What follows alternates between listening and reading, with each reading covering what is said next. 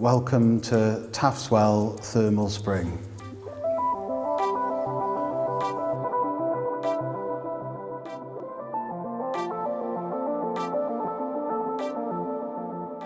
Taff's Well was developed as a tourist destination, and people came here to seek cures for things like arthritis. The well was used to supply a swimming pool, which allowed local children places to learn to swim that was controlled and safe and clean. And it was also a social hub for a lot of these people who, now many of them in their 80s and 90s, still remember it fondly. And the well fell into disrepair during the 1960s and actually remained closed until we started doing a lot of our investigations here, which has enabled the well to be made open to the public once again. And it's become quite a novel, niche tourist destination for the intrepid traveller. And here we are where the Taff's Well spring water naturally discharges into the River Taff. The water is flowing out at about 5 litres a second and 21 degrees. It takes the water 5,000 years to flow below the South Wales coalfield until it emerges at this point as a natural spring. 5,000 years ago, you would have perhaps seen wild bears and perhaps large deers and beavers roaming all around the banks of the River Taff, perhaps early settlements, hunter-gathering, or perhaps the early stages of agriculture. During our initial investigation of the site, it was purely academic. However, as the Welsh Government and UK Government have strived towards creating a low-carbon economy, we have seen obvious parallels in the water at the Taff's Well to be able to provide low-carbon heating that's also a secure and sustainable energy source. The spring water is twice as warm as a normal spring, and if you put a thermal camera, you can see the elevated temperatures of the spring water against the cooler river water temperatures.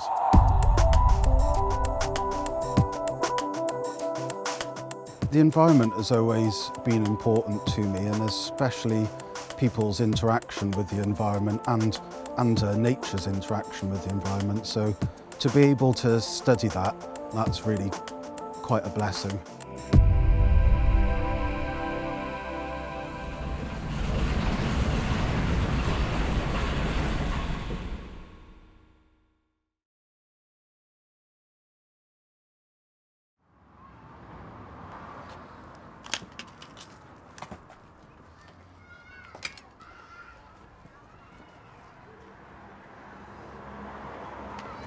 My name is Ashley Patton and I'm an engineering geologist.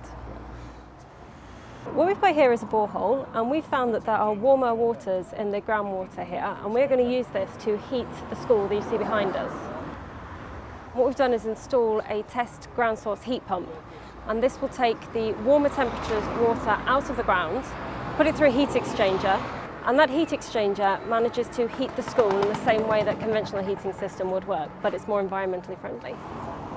So I'm now lowering the temperature loggers into the borehole. This allows us to monitor if we're making any changes to the groundwater through running this pump. We've installed this borehole here as a result of the greater study that we've been doing in the city, looking at the groundwater temperatures across Cardiff. And this has shown us that this is a good site where we've got warmer water that might be suitable for ground source heating. We're working with the City of Cardiff Council and WDS Green Energy. They are our industry partner, and they've built the system that we're operating here, and Cardiff Council have helped to pick the site, and as it happens, this is this nursery school.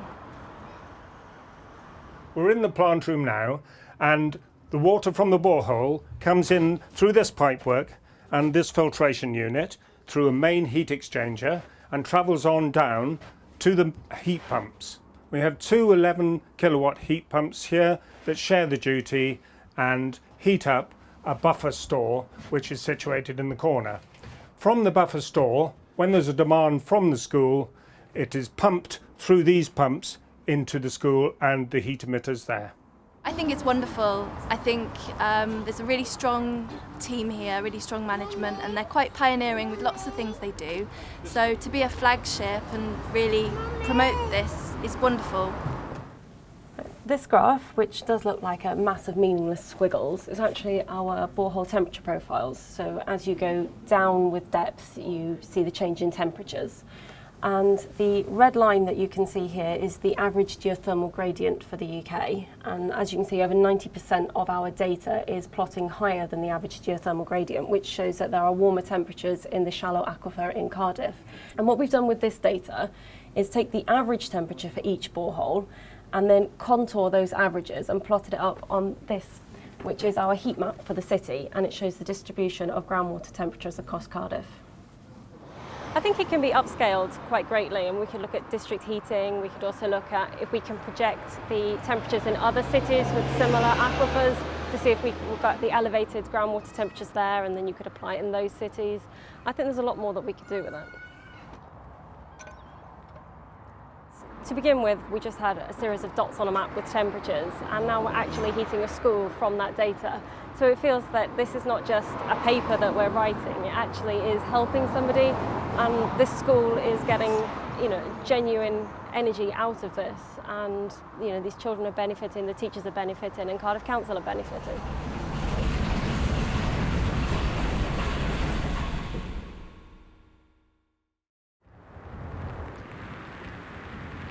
This is Russeley Bay in South Wales. It's the kind of place I find myself quite a lot.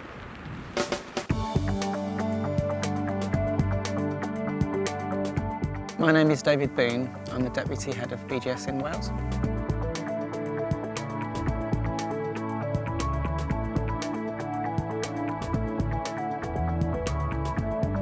This is what I'm here to see today.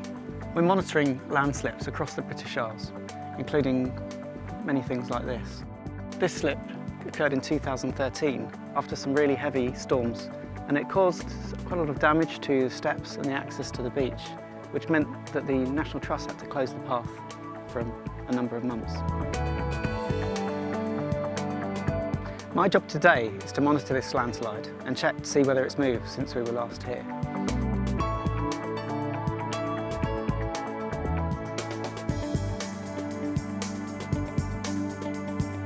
After the 2012 winter storms, there was a massive amount of erosion around the UK coast. The knock-on of this has been more landslides along the coast. It's a really big problem in Wales. Assessing the danger of a landslide, we have to take a couple of things into consideration. So firstly, how large is the landslide going to be? And secondly, how fast is it going to be? Now, it's the fast ones that are really dangerous.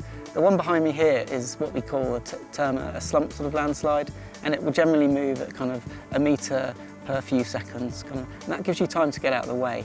But this contrasts starkly with a case where you have a high sea cliff. Large bits of rocks can fall incredibly quickly. Now, it's very tough to escape this kind of landslide. We have unfortunately seen several accidents over the last few years where people are enjoying the coastline but get too close to the cliffs, and crumbly cliffs can be dangerous. I'm really keen to make sure that we use science in appropriate ways, and we use science to help improve the lives of people. So by studying these landslips, we hope to get a better understanding of why they happen and hopefully when they happen. And really we're hoping to be able to in the future be able to forecast landslips better.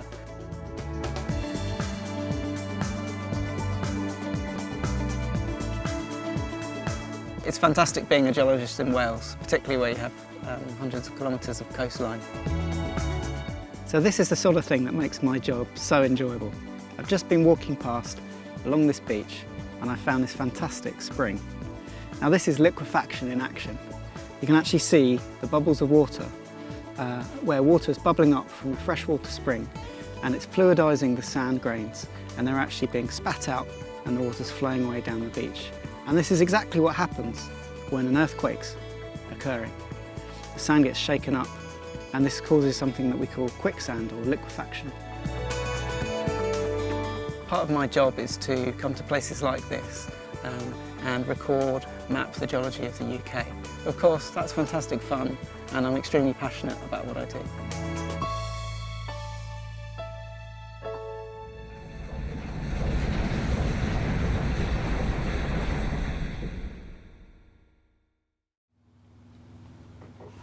So this is a geological map of the East Irish Sea, and it's one of the key areas that we use to study the potential of carbon sequestration on the UK continental platform.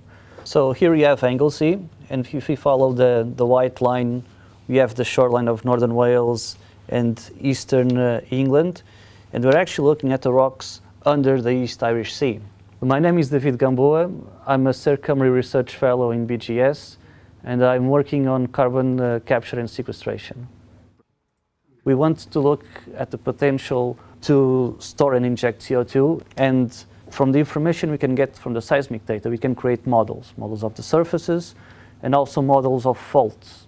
We can, for example, estimate the leakage factor along a fault. So you're doing as well a risk analysis of the potential carbon sequestration reservoirs. And we can convert what will be just observed on a 2D map, and we can actually convert to a three-dimensional amount of data which can be mapped and modeled and get really detailed information about the geology and, importantly, outline the limits and volumes of potential reservoirs. We can compare this to an oil field, but instead of us extracting just a liquid from the depth, we're just actually injecting the CO2, which is injected in a supercritical state, so it behaves as a liquid, and we inject it in the subsurface and it spreads and stays there. We have to drastically reduce the emissions of our activity as a society, and carbon plays a very important role on the potential heating and climate change.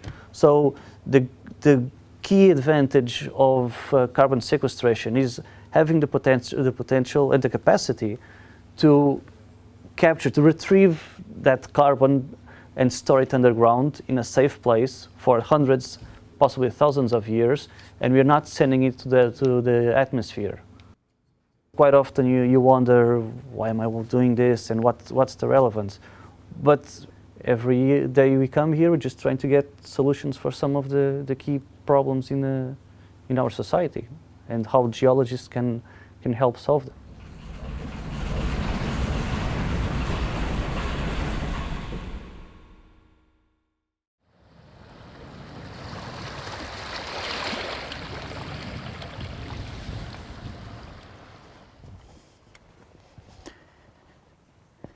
Right, well this is as far as I'm going to go today, because as you can see we've got a high cliff behind me, and it's actually composed of very rubbly, loose rock which could come down at any moment. And I generally say that don't stand less than the height of the cliff away. So if these cliffs are about 25 metres high, then I wouldn't go much further than I am now. And just to illustrate the point, we can see there's people out today sitting underneath the cliffs, which is an incredibly dangerous place to stay for a prolonged period of time. The cliff could come down at any second. Now, it's a very common problem that we've got steep cliffs all over the Jurassic coast of the UK, which are fantastic that it brings in tourism and people enjoy exploring the coast with their friends and families.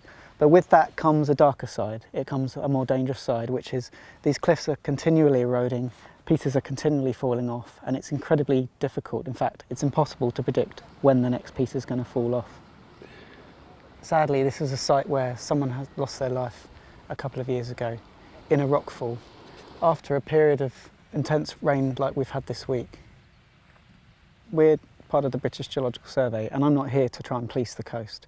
It's for each person to make their own decision about their own safety and to take their lives into their own responsibility. But you know, we can't really sit back and watch people take massive risks. So luckily today we've had a happy ending.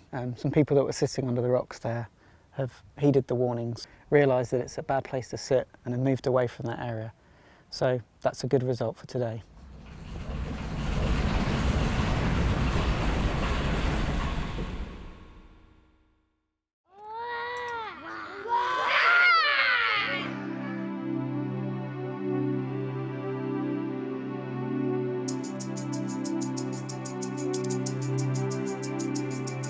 We're here today to talk to kids about dinosaurs.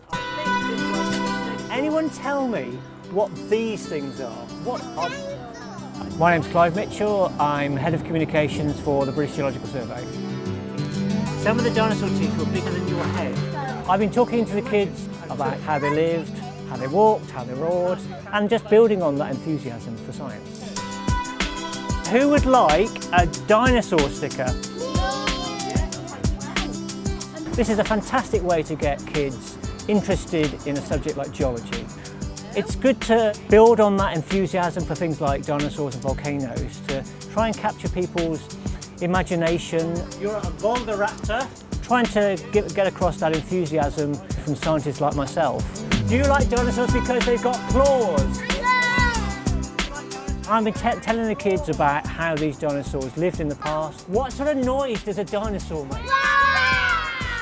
Getting concepts across like extinction, scale of the dinosaurs. This animal was probably bigger than your school. Can you imagine an animal bigger than your school?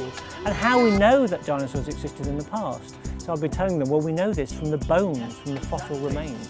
You're exactly right. So if this dinosaur has got bones, in fact, there's his arm, and in there would be an arm bone, just like your arm bone, just a bit bigger. And even telling the kids how dinosaurs were related to their school chicken, which is quite a surprising fact. This is the chicken's grandma, okay? And the chicken is like you. They are from the same animal. Do chickens roar like dinosaurs, though? No! Why is that then, I wonder? Because they don't. Because they they're don't. chickens. Right. Yes, exactly, yeah, because they don't.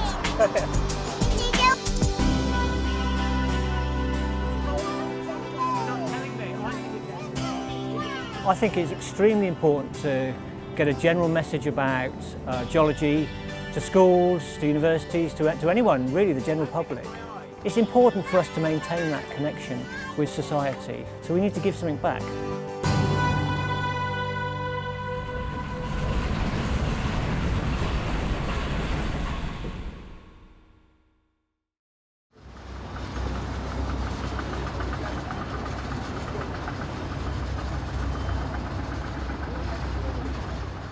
It might not look like much now, but what you can see behind me is the construction site for the development of the new BBC studios here in Wales.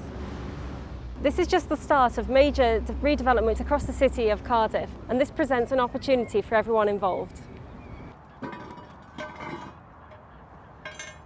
My name is Ashley Patton and I'm an engineering geologist. So we get involved with urban geology projects in Cardiff and Newport, and also landslides in the valleys and the geothermal energy project that we've got going in Cardiff at the moment.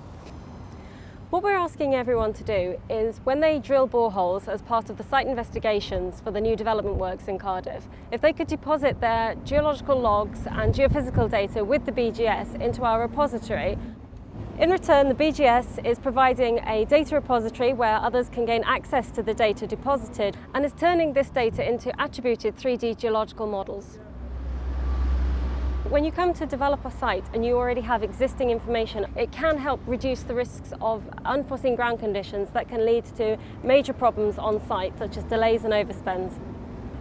BGS is really excited about this because the data stored in the repository will be there forever, and people can continue to benefit from it from years to come.